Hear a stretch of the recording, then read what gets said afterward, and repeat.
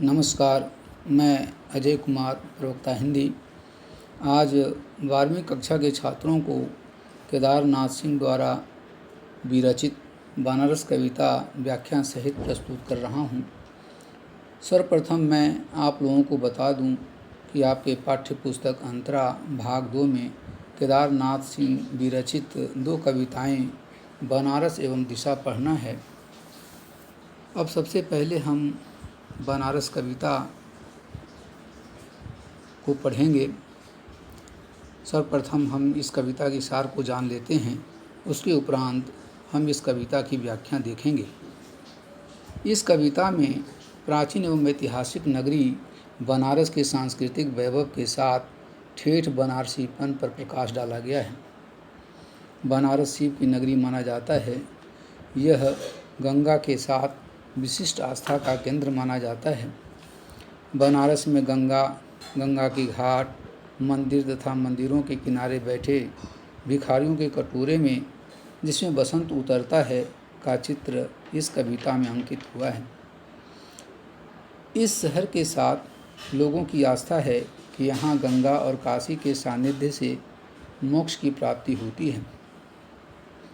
गंगा में बंधी नाव, एक ओर मंदिरों घाटों पर जलने वाले दीप, तो दूसरी तरफ कभी न बुझने वाली चिताग्नि, उनसे तथा हवन से उठने वाली धुआं इस बनारस की विशेषता है।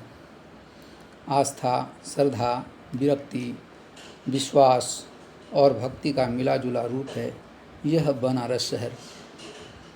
यह कविता एक पुरातन शहर की रहस्यों को खोलती है। संरचना के स्तर पर कविता की भाषा सरल है, परंतु अर्थ की दृष्टि से गहरी। कविता का शिल्प विवरणात्मक होने के साथ ही कवि की सूक्ष्म दृष्टि का परिचायक है। अब शुरू करते हैं इस कविता को। कविता का नाम है बनारस। इसके कवि हैं केदारनाथ सिंह। यहाँ कवि कहता है, इस शहर में बसंत अचानक आता है, और जब आता है तो मैंने देखा है लहर तारा या मड़ुआडीह की तरफ से उठता है एक धूल का बवंडर, और इस महान पुराने शहर की जीभ किरकिराने लगती है।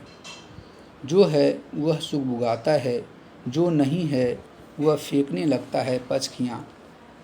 यहाँ पचकियाँ का मतलब अंकुरन और सुगबुगाना जागने की प्रक्रिया।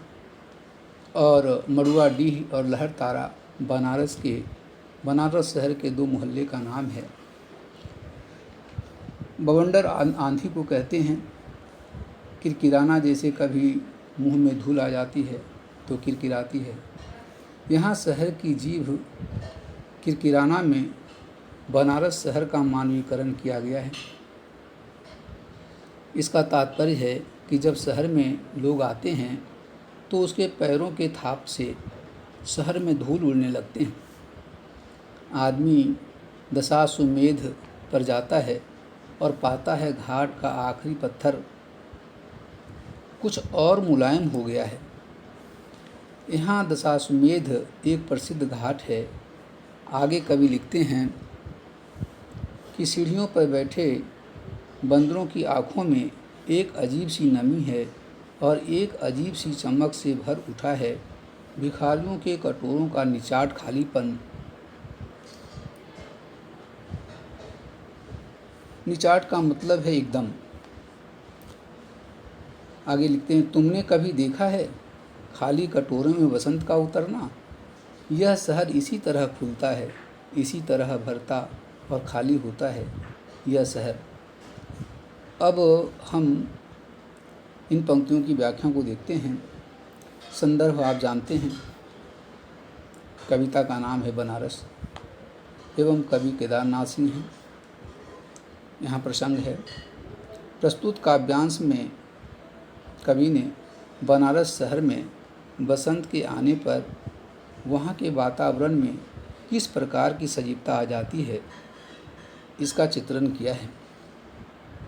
बनारस शहर में लहर तारा और मड़ुआडीह से धूल का एक बवंडर उठता है, जिसके कारण पौराणिक शहर की जीभ किरकिराने लगती है, अर्थात चारों ओर धूल उड़ने लगती है जो वह सुगबुगाता है का तात्पर्य है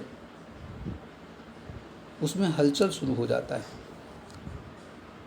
बसंत के आने पर दशाश्वमेध घाट पर भी चहल पहल बहुत बढ़ जाती है और वहाँ जाएं तो पता चलता है कि दशाश्वमेध घाट का आखिरी पत्थर भी कुछ मुलायम हो गया है। यहाँ पत्थर का मुलायम होना का तात्पर्य है कठोर दिल वाले हृदय भी कोमल हो जाता है। और कवि कहते हैं कि यहाँ सीढ़ियों पर बैठे बंदरों की आँखों में नमी है, यानी भय नहीं है। यह इस बात का परिचायक है कि वहाँ के लोगों में प्यार है, अपनत्व है, न केवल मनुष्य के लिए अपितु जानवरों के लिए भी। वहाँ चारों ओर हर्ष और उल्लास का वातावरण है।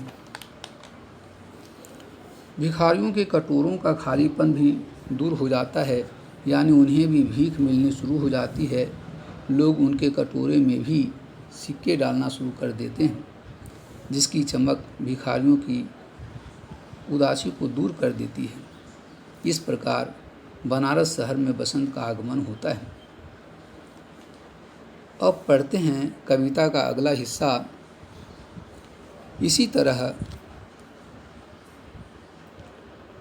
रोज रोज एक अनंत सब ले जाते हैं कंधे, अंधेरी गली से चमकती हुई गंगा की तरफ। यहाँ कवि कह रहा है कि इस शहर के साथ लोगों में एक पौराणिक आस्था भी जुड़ी हुई है कि गंगा का सानिध्य पाकर मानव मोक्ष की प्राप्ति करता है, उसे जीवन मरण के चक्र से मुक्ति मिल जाती है।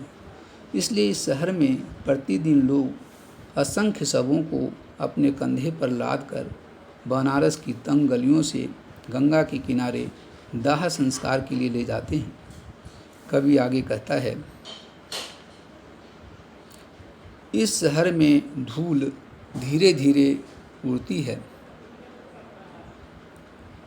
धीरे धीरे चलते हैं लोग, धीरे धीरे बजते हैं घंटे। शाम धीरे धीरे होती है, धीरे धीरे होना, धीरे धीरे होने की सामूहिक लय दृढ़ता से बंधे हैं दृढ़ता से बांधे हैं समूचे शहर को। इस तरह कुछ भी गिरता नहीं कि हिलता नहीं, कुछ भी कि जो चीज़ जहाँ थी वहीं पर रखी है, कि गंगा वहीं है, कि वहीं पर बंधी है नाव, कि वहीं पर रखी है तुलसीदास की खड़ाऊँ सैकड़ों वर्ष से।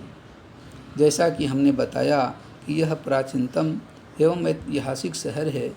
यह तेज़ गति वाला भागता दौड़ता शहर नहीं है। यहाँ सब कुछ धीरे धीरे अर्थात धीमी गति से संपन्न होता है। यहाँ के निवासियों में धीरे धीरे कार्य करने की प्रकृति ने समाज को एक सूत्र में बांध रखा है। घाट पर बंधी हुई नाव, यहाँ घाट पर रखी हुई तुलसीदास की चरण पादुकाएँ जो वर्षों से रखी हुई है, उसे बताकर कवि स्पष्ट करना चाहता है कि यहाँ जो परंपराएं, भक्ति और श्रद्धा है, उसमें सैकड़ों सालों से कुछ भी बदला नहीं है। जो परंपराएं चलती आ रही हैं वह आज भी वैसी ही चल रही हैं। बनारस एक अद्भुत शहर है। कवि आगे कहता है, कभी सही सांझ बिना किसी सूचना के घुस जाओ इस शहर में, कभी आरती के आलोक में। इसे अचानक देखो, अद्भुत है इसकी बनावट। यह आधा जल में है, आधा मंत्र में, आधा फूल में है, आधा सब में, आधा नींद में है, आधा शंख में। अगर ध्यान से देखो तो यह आधा है और आधा नहीं है। यहाँ कवि ने संध्या समय बनारस शहर की सुंदरता का वर्णन किया है। वे कहते हैं, अगर ध्यान से संध्या के समय बनारस शहर को देखा जाए तो पता चलता है कि यह शहर आधा पूर्ण है और आधा खाली है। संध्या के समय मंदिरों में घाटों पर आरती दिखाई देती है, उसका प्रकाश फैला हुआ दिखाई देता है और बनारस शहर जल, मंत्र और फूल से भगवान की आरती करते हुए श्रद्धा और भक्ति में लीन दिखाई देता है। कवि आगे कहते हैं, जो है वह खड़ा है बिना किसी स्तंभ के, जो नहीं है उसे थामे है राख और रोशनी के ऊंचे ऊंचे स्तंभ, आग के स्तंभ और पानी के स्तंभ, धुएं के, खुशबू के, आदमी के उठे हुए हाथों के स्तंभ। किसी अलक्षित सूर्य को देता हुआ अर्ध शताब्दियों से इसी तरह गंगा के जल में अपनी एक टांग पर खड़ा है यह शहर अपनी दूसरी टांग से बिल्कुल बेखबर।